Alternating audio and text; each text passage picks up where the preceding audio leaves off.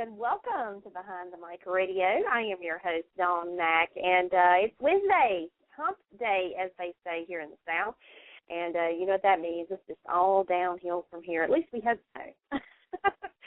So I hope everyone has had a great day out there and that your week is rolling along great as well, and that everything is just great in the world of wherever you are. I will say that we are trying to have a really bad storm here.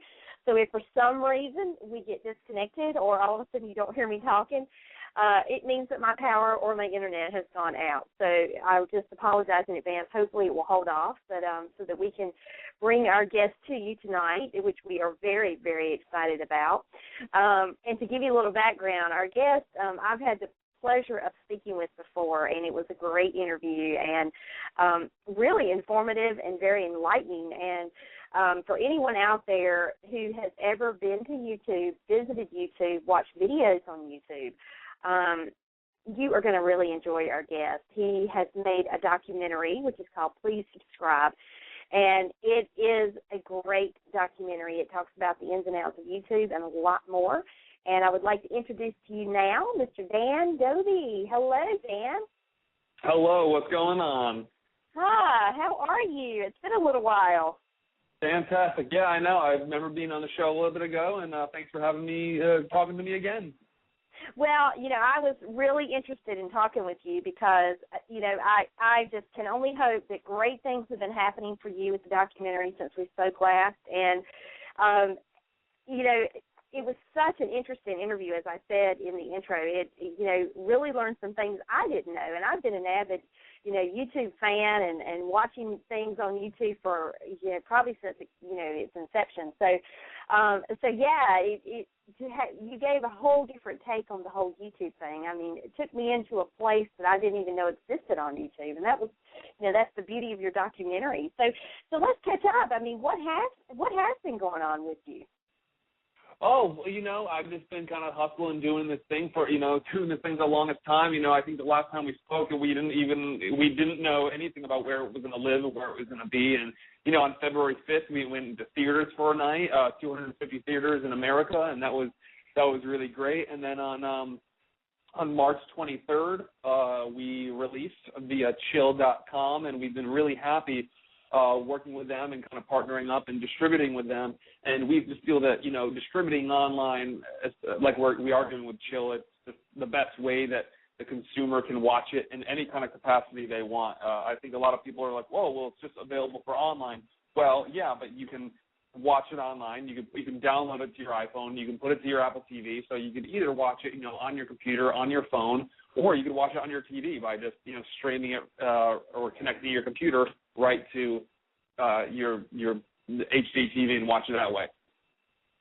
Ah, that is so cool. And, you know, I love the fact that that's become more of an integrated medium now where you can just stream things to your phone and, you know, and, I mean, video content to your phone where you can just watch it. And, you know, it's really amazing the way social media has made all of this kind of magically come into play. But it was somewhat of a long time coming, but gosh, now things have really taken off in the world of videos and people being able to promote themselves and put their content or what they want to say or do out there, and that's the beauty of this. So I'm really thrilled for you. I mean, that's huge that you've had that connection there, and now you've got some, you know, new doors that have opened as a result, you know, that have just since the last time we spoke. So congratulations.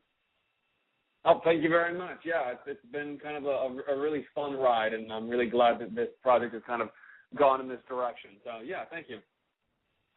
Well, I would like to just let you kind of have the floor and tell the listening audience what Please Subscribe is all about, as much as you want to give away, that is. Oh, sure, for sure. I you know, it's been such a long time that I think that I don't know if I've mastered the pitch of the film yet, but let's let it go. Please Subscribe is a feature-length documentary that highlights the life and careers of some of the, you know, some of the new guys, some of the old guys, but some of the most interesting stories of what it takes to be a YouTuber. You know, we talk to Mitchell Davis, Hannah Hart, Weezy Waiter, Dan Brown, The Will DC, Mr. Guitarman, Daily Grace, and C-Nanners. And all of them have kind of a different story to tell. And we didn't really want to, shoot every YouTuber under the sun. We kind of wanted to just highlight some people that I personally thought were interesting and that I personally had a relationship with. So yeah, that's kind of what the film's about. We just kind of see what it takes to be, what it is to be a full-time YouTuber. And it is a full-time job. I want to tell you that I watched the documentary, and I was so amazed not only by the fact that these are everyday people that kind of happened upon YouTube as the YouTube thing totally by accident. I mean, it was never in their life plan to say, I'm going to grow up and be a YouTuber. I mean, that was never, as a child, they were saying, oh, I want to be a YouTuber when I grow up. But every single story was just so different and so unique. And they all have had just major success. I mean, who knew that YouTube would be such a great platform for them, number one, but also, a business. I mean, their income, their life. So, but it's very, very, I mean, it talk about some of the stuff that, not necessarily about the subjects in your documentary, but just generically, if someone, say, I mean, people are uploading content to YouTube all the time, and my son, he makes music, writes music, he does it. So, it's pretty common for people to do that in this day and time, but somebody really wanted to get serious, if they were really wanting to take it to that next level where they say, I'm going to make a living doing this, what do they have to do? What's the first thing? Or what's your best advice? Oh, well, I mean, you have to have an original idea. You have to think outside of the box. You have to be consistent and really, really ready to go, and at least spend a year being prepared to not really make any money doing it. A lot of people... That's the best advice I can give, I think. But, some people kind of go against the grain where, you see Hannah Hart in the film where she puts out one video and it gets 1 million hits and Reddit picks it up and blows it up. But you see someone like Craig, who's Weezy Waiter, he put up, roughly 100 videos before he started getting, picked up a little bit. His audience, grew. But, I mean, if you're starting off and you don't have this viral sensation that doesn't blow up your channel, don't be discouraged. The market is super oversaturated right now, and it's okay that's happening. You just kind of have to figure out a way to step out from the pack and have a voice. And when you do start, it's all about being consistent, have a little comedy in there, and just be creative and figure out what you want to say and make it said in a different voice, because there's so many voices out there right now. How are you going to kind of figure out the best way to kind of stand out from the pack? Mm-hmm. And I think that that's probably the hardest yet the most critical piece to that, because you've got everybody. I mean, now that all computers basically are coming equipped with webcams, most everybody's using some sort, if it's not a laptop, I mean, they're using iPads. They've got ways to shoot video. They're uploading it. Everything is so connected now that it really does take some ingenuity and some creativity to come up with an idea that's going to be completely off the beaten path from what you could typically see if you went to YouTube. And that's the beauty of it. Is when people are trying to get their name out there, try to put their idea out there, is YouTube the only place that the best platform to do that, or are there other places that they can also kind of spread themselves to try and promote their concept? Oh, well, as far as promoting and stuff, I mean, you have kind of, the generic websites like Twitter and Facebook that, definitely help out and definitely kind of help spread the word. I think that without a Twitter or Facebook, I mean, you kind of need that, because a lot of people don't really, it's kind of cut in half. A lot of people don't necessarily live on YouTube. A lot of people live on Twitter. So if you have a Twitter account, someone's a fan of you and you're on, you say, I'm on Twitter. I think a lot more people are on Twitter than YouTube, in my opinion, and on Facebook as well. So if you can keep getting people's attention by pushing them to YouTube and pushing them to your videos, not only on YouTube, but, on other social media websites, I think that's really important as well. Little fun things like the new Vine app are kind of fun, but that's just keeping you in the back of people's heads. It's not really a way to monetize. You can't really monetize on Vine or anything. But it's a way of just keeping your fans just like entangled in what you're doing and keeping them kind of, happy with the content you're putting out. Yeah, and that's, I can just speak from my own personal experience, of not necessarily from the YouTube standpoint, but from doing this radio show. I mean, I just know from that alone that is a lot, there's a lot of behind-the-scenes work that goes into producing the show. And then, the production aspect, but then you have the promotional aspect where you've got to be out there pushing it on social media and constantly letting yourself be known so that people know, hey, I've got a show, and, come listen in, listen to Dan Dobi tonight. I mean, that kind of thing. And so it takes a lot of patience and a lot of persistence, and consistency really is the key. You've got to stay with it if you want to, in my opinion, from what I have seen in my own personal experience, to build that audience or that following. You've got to be consistent, because if you're not constantly in the back of someone's mind, they're going to easily forget you, because you think about how, enmeshed that social media is, and there's just so many different places people can go to get what they want. It's crazy almost, and so you can easily be forgotten. I mean, you're just somebody like me is a simple drop in the bucket. So it really does take a lot of work, in my opinion. So I want to find out from you, and I remember this from before, but I would love for you to tell the listening audience tonight, how did you come up with the idea of Please Subscribe? Because you were a YouTuber to begin with yourself, correct? Well, yeah, I mean, I started out with traditional media and then kind of segued into YouTube. I think I did the exact opposite of what a lot of YouTubers nowadays are doing. I think a lot of YouTubers are now trying to segue out into traditional, but I kind of did the opposite. I started with traditional and then just, put my foot in with YouTube a little bit. I think like 2009 is when I started coming out with decently a consistent channel or shows. But yeah, I mean, I guess you could call myself a YouTuber. I just fell in love with it. It was just like, becoming, from a filmmaker's background, just having an outlet where you can put up content that doesn't necessarily, you don't want to put on like your normal, professional website. This is just a way to kind of be like, all right, here's some additional content. This is some fun stuff I want to put up. And, apparently there's an audience for it, which is great. So, yeah, there's that. Well, I think that's amazing, how that was kind of born. And I'm sorry. I kind of didn't even answer your question. So how I came up with the idea for the film is just, I was doing it, decently consistent in 2009 and having fun with it, and I saw that a lot of people were kind of really under the radar making money off of it, and not a lot of people knew about it. People just thought it was for fun.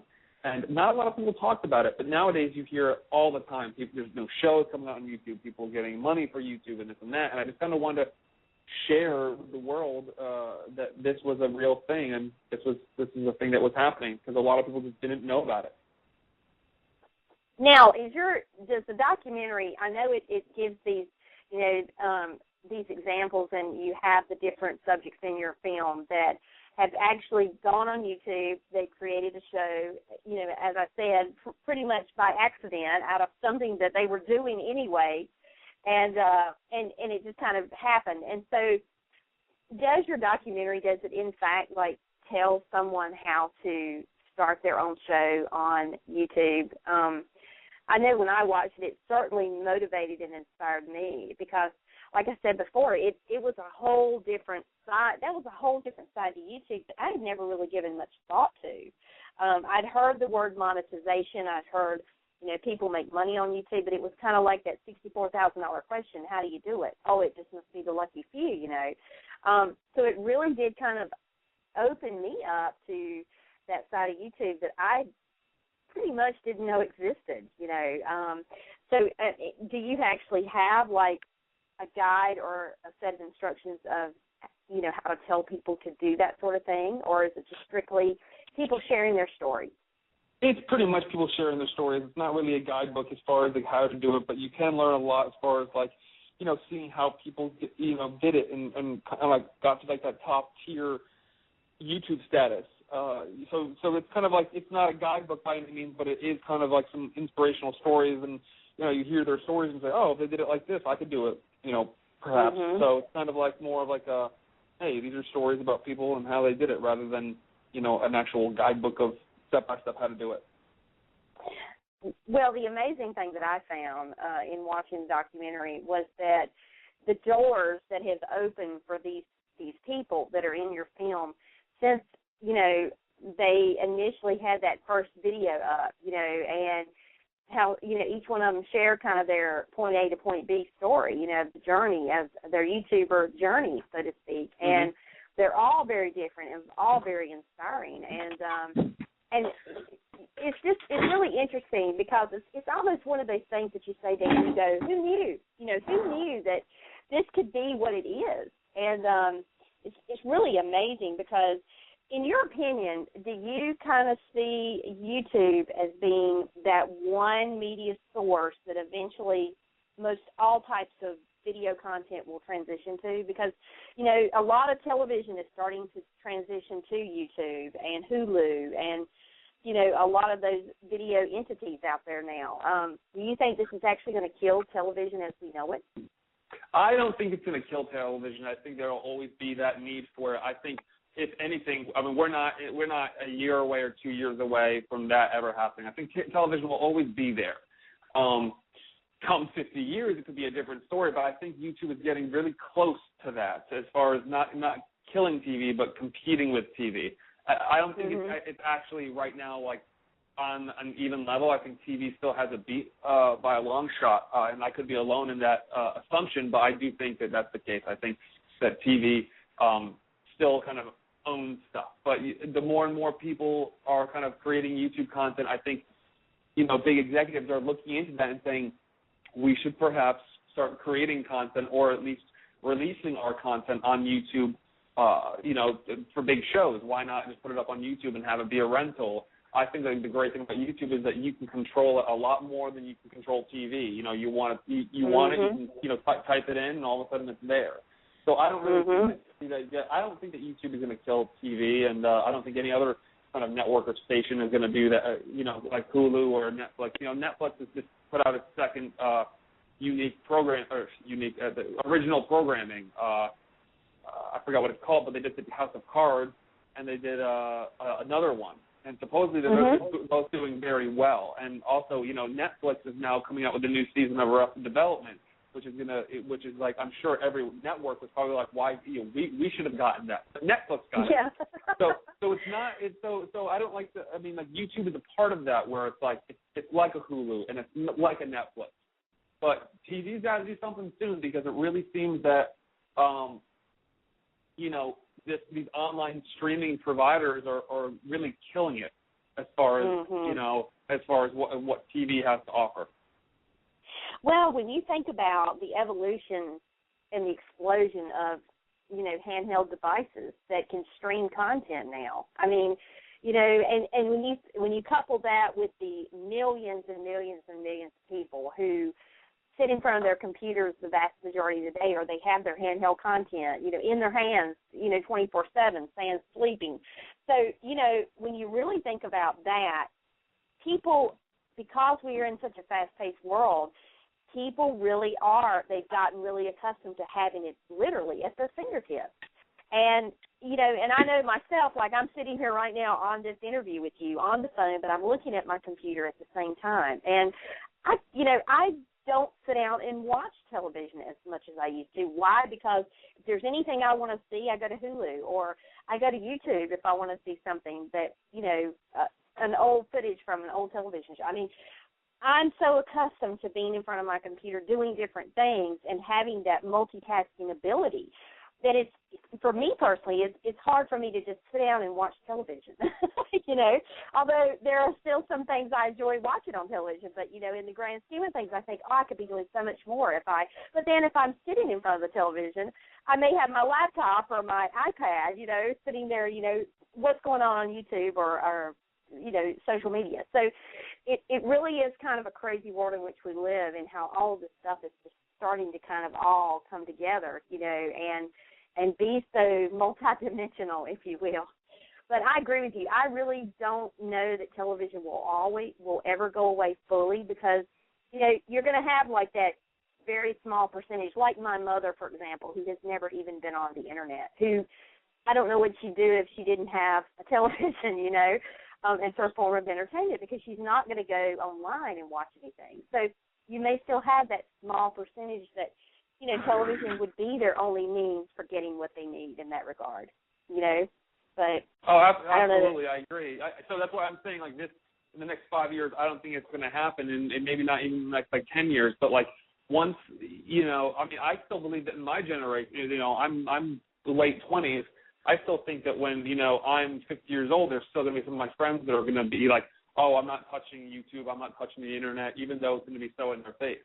But I will tell you this, I think that if cable wants to survive, if you have a cable subscription, allow that cable, give DVR for free, let everyone have DVR, and also allow you to stream cable along with have your DVR on every device that you own. So if you have an iPhone, an iPad, a laptop, you should be able to watch cable through the Internet. You should be able to do that and have it be like as easy as YouTube, because why YouTube and Hulu and Netflix are making it so why all this younger generation, and I'm not excluding the older generation, but why this is so good to the generation in this world right now is because we're in this we have been in this transition where things like Googling and YouTubing are just a part of, like, people growing up. Kids are growing up now with iPhones and say, all right, I'm going to Google an answer. I'm going to Google a picture. I'm going to Google this. And if it's not there that second, if it's not there that second, they get upset.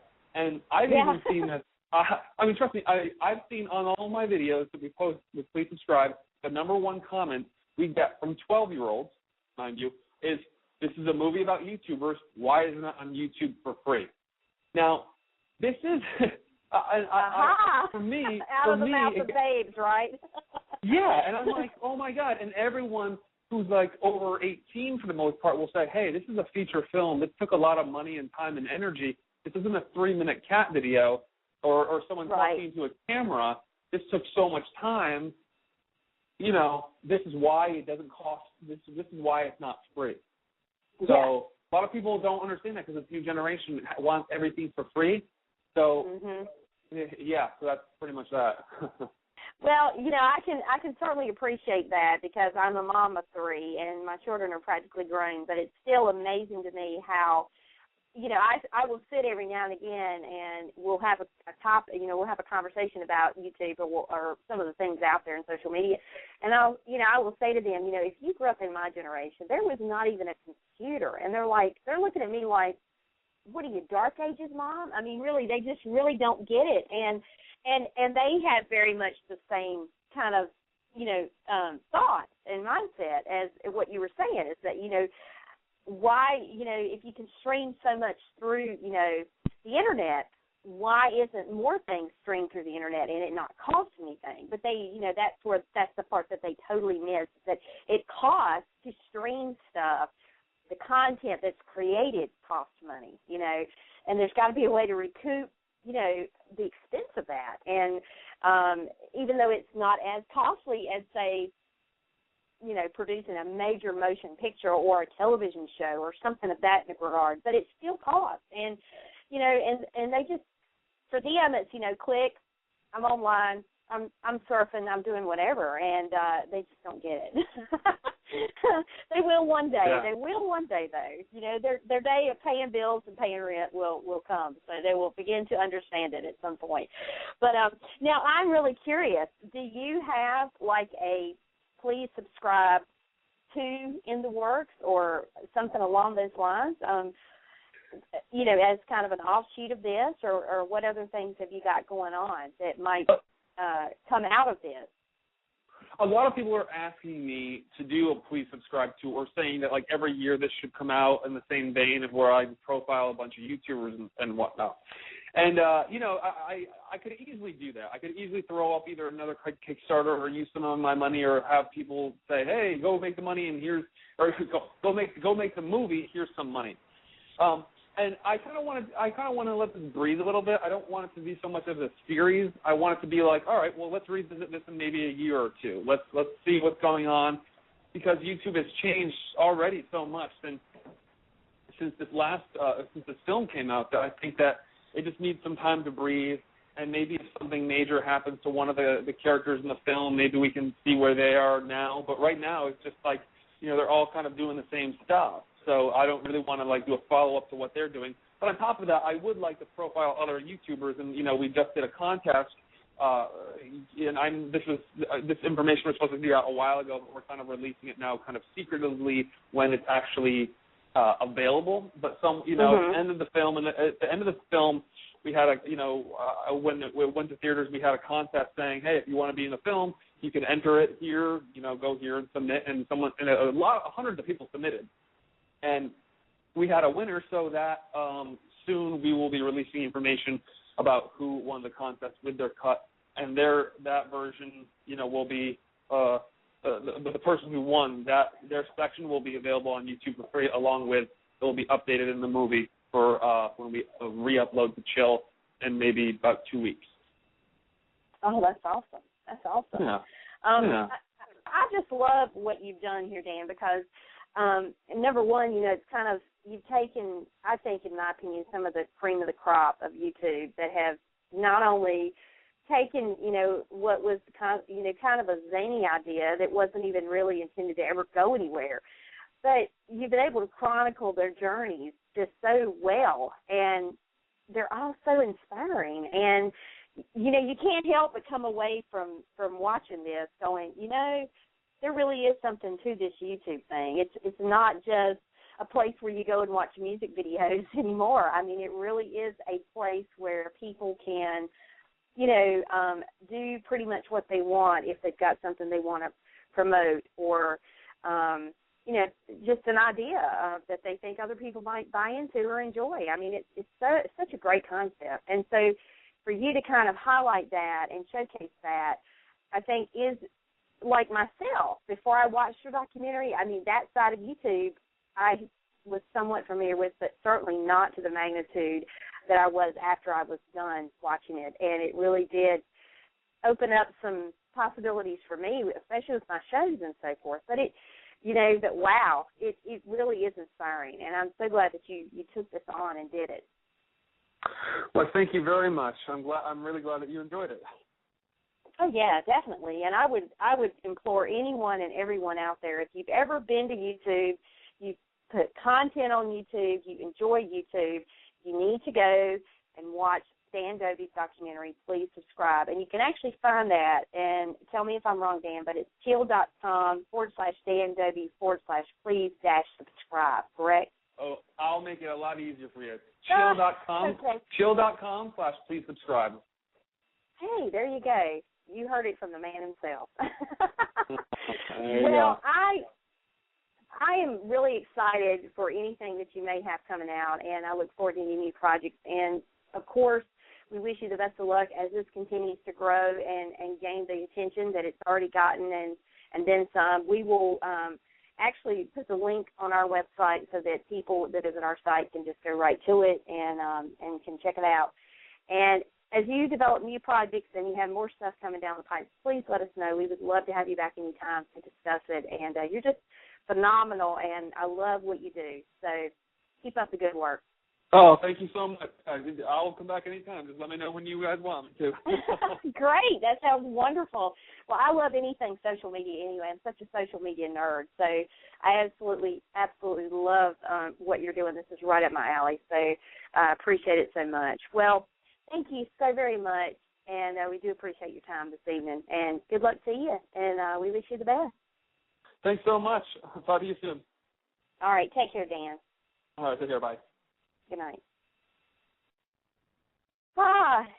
What a great interview, guys. And as I said, if you love YouTube, you have to check out Dan's documentary called Please Subscribe. It is so interesting, and the subjects in the video, and I'm not going to give anything away, but they each have their own story of how they got started, and the backstories to, how they became YouTube stars is just so amazing.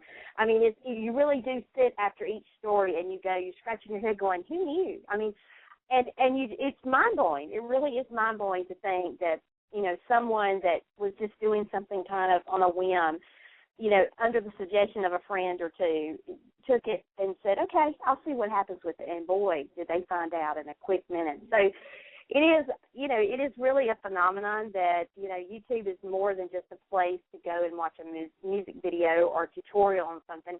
It really is a place where you can go and create your own show. And if you've got the patience and the perseverance and the want to, and a great concept that's not like what anyone else has put out there, believe me, you can certainly do some great things on YouTube and get paid for it. That's the beauty of it.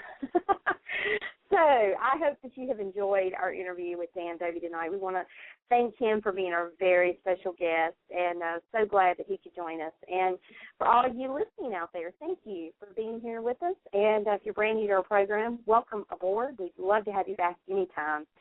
And with that, I am going to wrap because that sad storm I told you about, it gave us just enough time to do the interview, and so it's starting to get pretty treacherous here. So I'm going to close the show, but we'll wish you a very, very good night and a great couple of days ahead. Enjoy your weekend, and we will be back here again real soon. Take care, all, and good night. Tonight's show has been brought to you by One Taste of Main Street Cake Shop, baked from scratch, custom-made cakes and cupcakes, and you'll be hooked.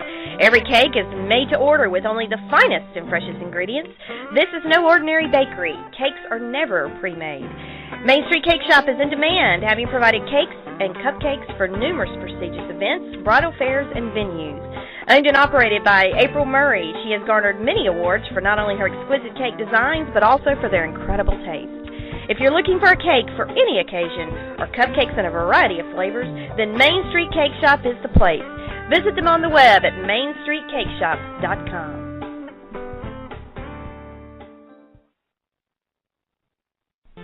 Thanks for listening to tonight's show. You can connect to Behind the Mic Radio on Twitter at BT Mic Radio and on Facebook at Behind the Mic Radio. Check out our website at BehindTheMicRadio.com. Also, follow us right here on Blog Talk Radio, where you can stay up to date on all upcoming shows. Every episode is available for immediate download upon the conclusion of each broadcast and, as always, on iTunes. Thank you for joining us.